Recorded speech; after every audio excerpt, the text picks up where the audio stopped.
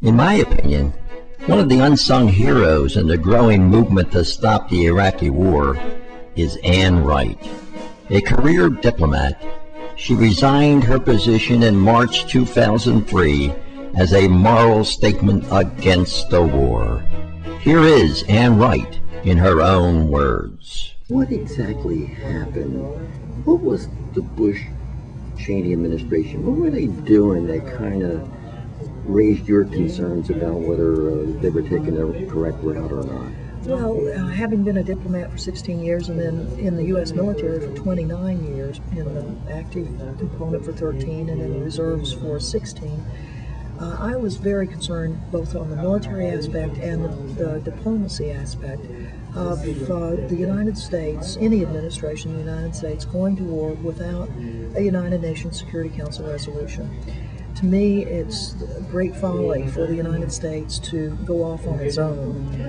Right now, so many American policies are disliked in the world, in particular unbalanced policies between the Israeli Palestinians and the Middle East and other Muslim areas of the world have had great difficulty with U.S. policies on the Israeli-Palestinian issue for decades. And for the United States to kind of be going in with unilaterally, although the Brits came along, but without a United Nations Security Council resolution, to me was the height of folly. That going into an Arab-rich, invading an Arab-rich or an oil-rich Arab country just was going to infuriate the international community, and particularly the Arab states. And to me, you knew what was going to happen. There were going to be lots of young men and women who were going to say, "Look, I'll give up my life to get the United States out of the Middle East."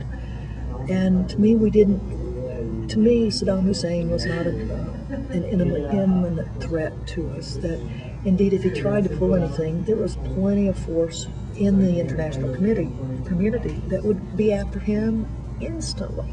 So to me, he wasn't an imminent threat, and for us to infuriate so much of the world over going in with the military action as we were doing it just made no sense. Now, Ann, so as a moral issue then, you resigned, you submitted your resignation to Mr. Powell. Yes, that's right.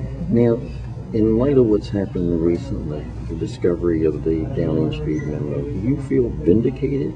Well, absolutely. In fact, it wasn't just the Downing Street memos that vindicated me. I mean, tragically, the whole direction of our involvement in Iraq from virtually the first days started vindicating the positions of those of us that were against the war in Iraq. If you look at the 1 year that the United States and others looked for weapons of mass destruction and found nothing. If you looked at the increasing number of young men who, particularly young men, but some young women who had decided that they would challenge the United States in Iraq. And indeed, it wasn't a walkover military operation as the civilian leadership of the Defense Department felt it would be. I feel quite certain that our uniformed military knew exactly what was going to be happening. When I was in the military 25 years ago, we were making operation plans that we put on the shelf for possible U.S. military intervention in the Middle East.